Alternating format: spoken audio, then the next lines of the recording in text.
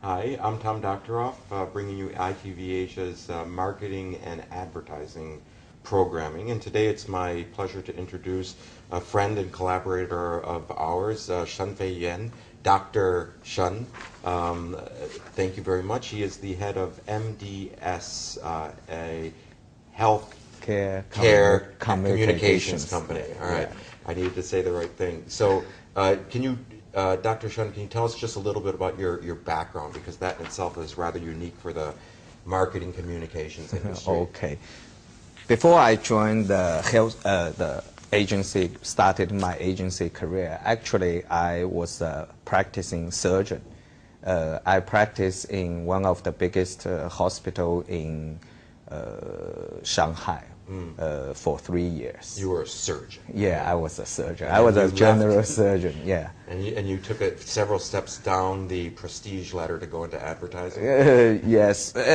From very beginning, actually, I worked as a freelance and a consultant for McCann Healthcare Communications. And then I found the agency life is very challengeable and interesting.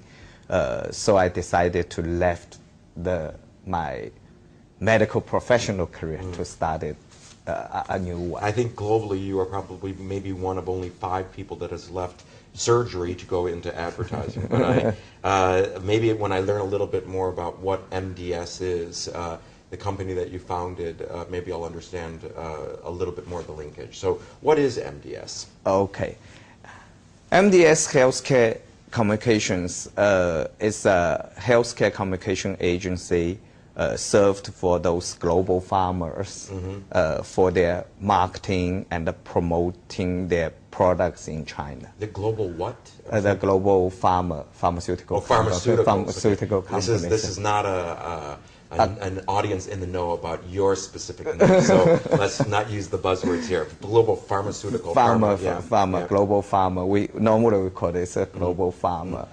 So what does healthcare communications mean? I mean, what is the difference between that type of communications and the communications that we would do for a shampoo or anything else? What are the different challenges? I think for most, like the shampoo, those FMCG, or the car, the different telecommunications, I thought a major task for the agency is to promote the brand. This is their most important task. But in healthcare area, or say in healthcare communication area, sometimes it is not only the advertising or the promotion, but the education. For example, before, as a hypertension patient, you don't know hypertension is the high blood pressure. Before, we don't take medicine for your hypertension, because if it did not cause any symptom, then you don't need to take the medicine. It's a normal, like the perception for a consumer. But actually, it will cause some hazard or get some danger to your future. So that means you still need some medicine to treat the hypertension. So from this perspective, the task of a healthcare communication agency is to educate the consumers or the physicians to realize the problem is, or say to make them realize that they need find a medicine to prevent disease progress or to prevent complications. Right, so education about conditions that aren't immediately obvious is a key part of your job. But you mentioned actually 2 education targets just now. Yeah. You said one was consumer, and then the other is the doctors. Okay. Yeah. Tell me about the differences in those 2 messages. Obviously, one has to be more scientific, all right? But tell me about the differences, but also how you actually go about connecting with doctors to educate them. Okay. It's very interesting, because for us, like the MDS or some very specialized healthcare communication agency, actually, at least half of our business comes from the doctor communication instead of the consumer education. So it is very different from for a healthcare communication agency and a traditional communication agency. For us, we will utilize the different platform like the doctor society, doctor community, professional journals, professional associations, and to deliver the message. This message sometimes is, as I said, is the academic or say the educational one, but sometimes it's the very promotional regarding related to the brand. Okay, before we get into consumer, let me drill down a little bit more in doctors' education. So when you say it's academic, what does that mean exactly? And is that a question of proving efficacy, or is it really instructing doctors that hypertension is bad? We call it still to the two levels. One level is we call this is the, like say the category awareness. Let's say that hypertension or high blood pressure is bad. That is the disease awareness. This is for the disease awareness. So this is normally it's the first. And the second one is the treatment option. That means when you realize the hypertension, when doctors accept the reality that say the high blood pressure is bad, then you give them another say, now I tell you a lot of the treatment option about the hypertension. Then we still need to provide a lot of academic support to why this specific treatment is beneficial for the hypertension treatment. Are there, for academic support, are there standards of proof and research and empirical results, all right, that are common across China, or is it something that's still in a state of evolution? I thought it is basically, actually now we call it the medicine, in the professional society, we call it the evidence-based medicine. That means all results is based on the real scientific data. But sometimes you need to know the packaging, because sometimes, you know, when we talking about the brand promotion, sometimes we will say that it's a head-to-head comparison. But when you say the certain treatment option 1 and a treatment option B, sometimes from the scientific data, maybe it is almost the same. But sometimes the healthcare communication agencies and the marketing people in pharmaceutical companies, they will try to package or say to explain the results from a different angle, which is benefit for their products or for their brand. So you, just so I'm absolutely clear, your primary clients are the OTC, the pharma companies, both ethical and OTC. OTC, right? yeah. Okay, so again, I think you've established that for doctor education, medical profession education, you really have to go deep down into evidence, academic support, scientific reliability, and obviously another level of your job is that you are using whatever positioning or angles to make the evidence reflect positively on a brand. Right? Yes. Okay. Yes. Now, going back to the consumer, all right, yeah. Where consumers obviously don't need that level of medical support. Yeah. What's your primary challenge of communicating to consumers, number one? And number two, how do you reach them in terms of media channels? Okay. For the consumers, actually, talking about the consumers sometimes they are only care for their health conditions, or say they care for the symptoms they can feel. But sometimes if it's a risk is in a very long term, it's in the future, then they may not realize that. So for example, like the hypertension and also like the hyperlipidemia, those are the high cholesterol level, so, and also the obesity. So sometimes we will tell them the hazard or say the long-term danger for such kind of chronic diseases. This is one part. That means for some prescription, for some chronic disease, they need to take the medicine. So this is our task in educate the consumers. But this is one one hand. And then the other hand is for like the OTC, like the cold medicine, like the headache, like the vitamin C.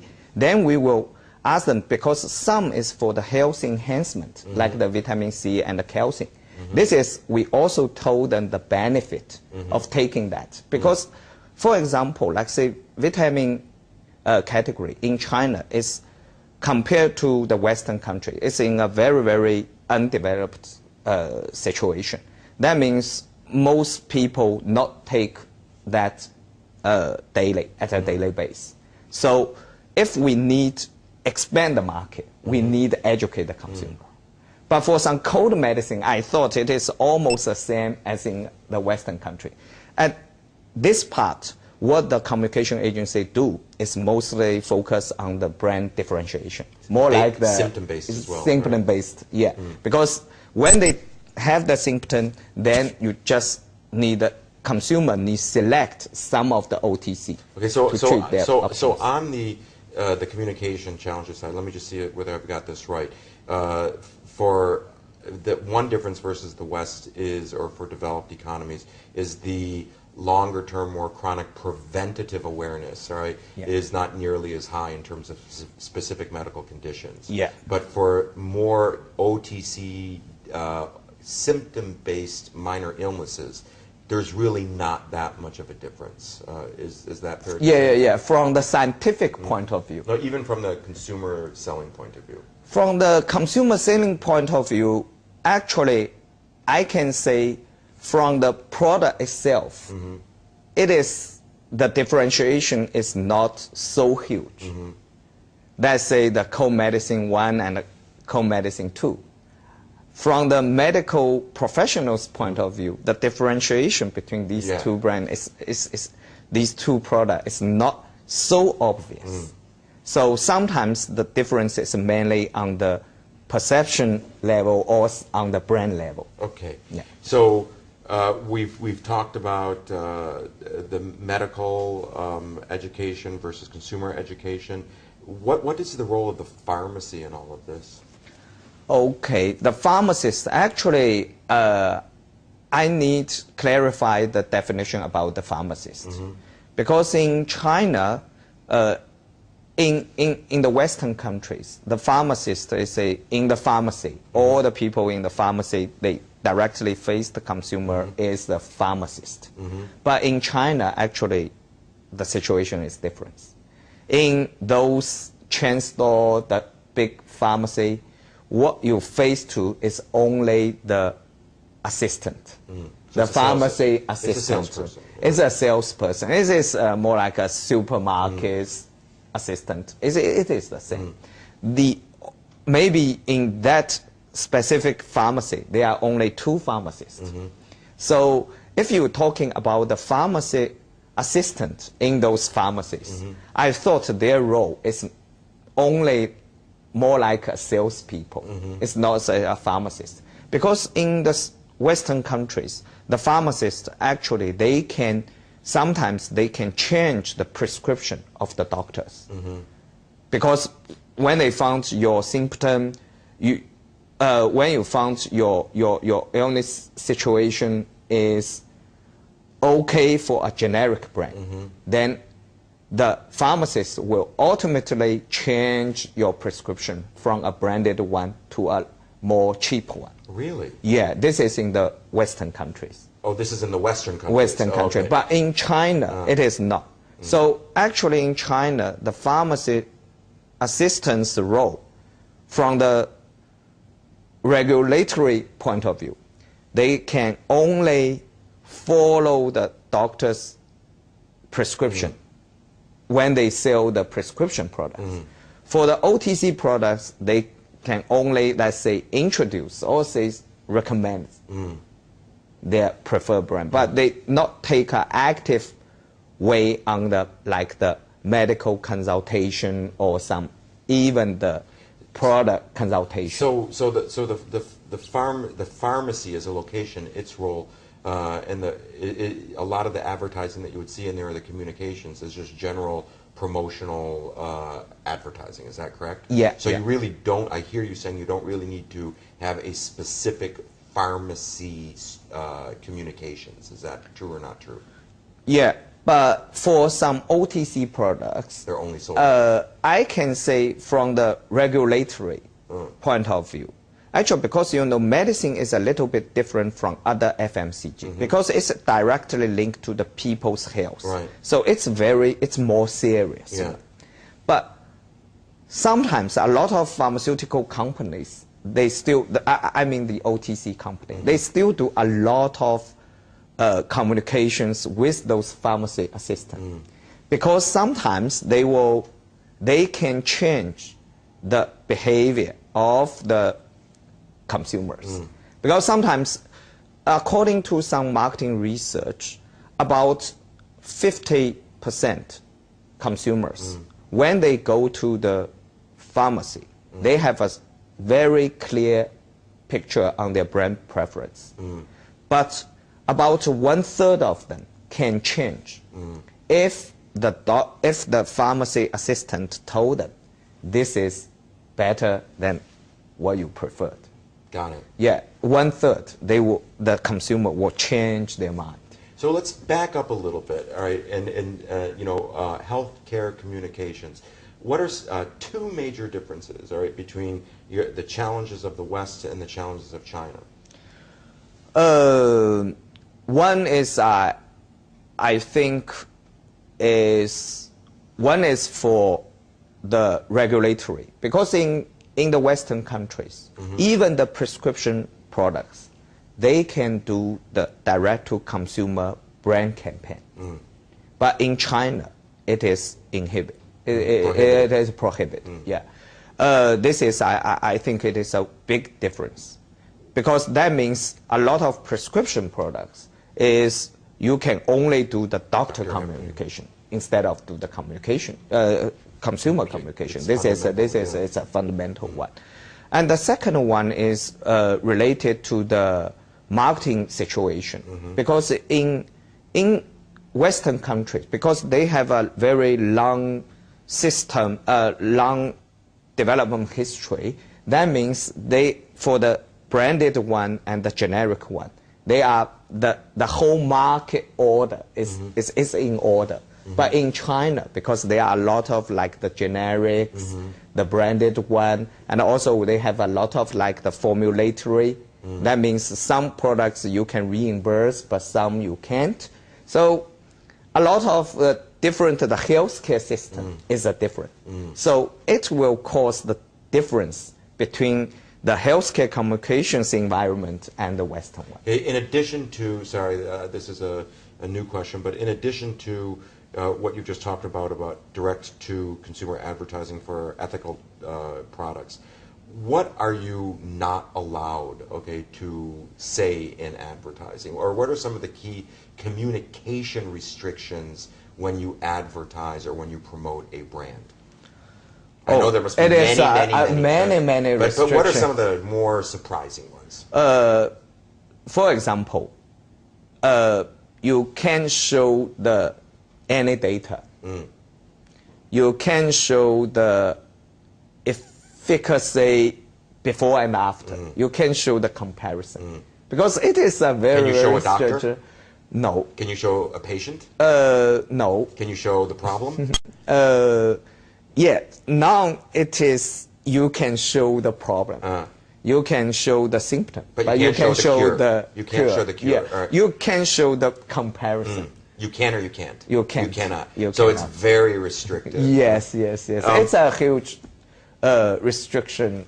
Okay, so challenge. So when let's get back a little bit to MDS. I don't want you to obviously to promote your company's excellence, but what are the capabilities or the competitive advantages of good healthcare communication companies?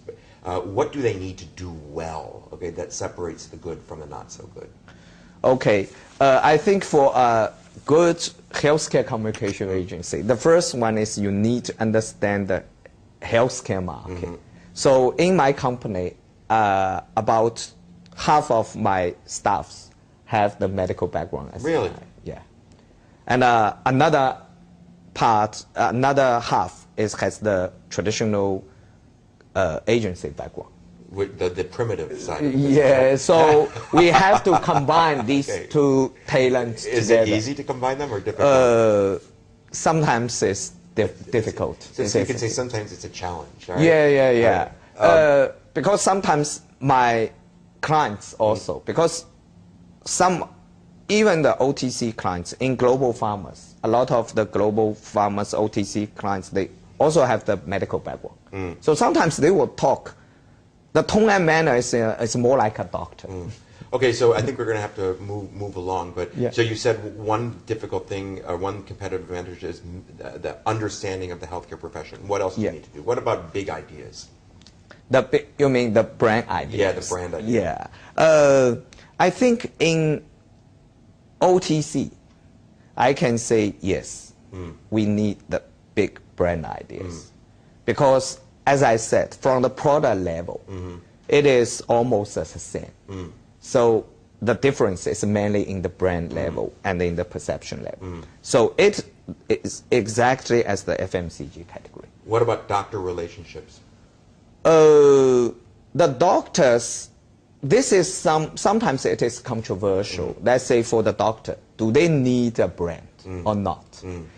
No, I'm not saying brands for doctors. I understand that. Yeah. In the interest of time, what about as a competitive advantage, your company's relationship with doctor networks? Oh, we have very, very good relations so with the professional societies, communities, because we have a lot of programs. We work for them. Sometimes we even work as a consultant company, marketing consultant agency for those medical professionals, because sometimes the medical professionals or say the communities, they also need to promote themselves. One final question.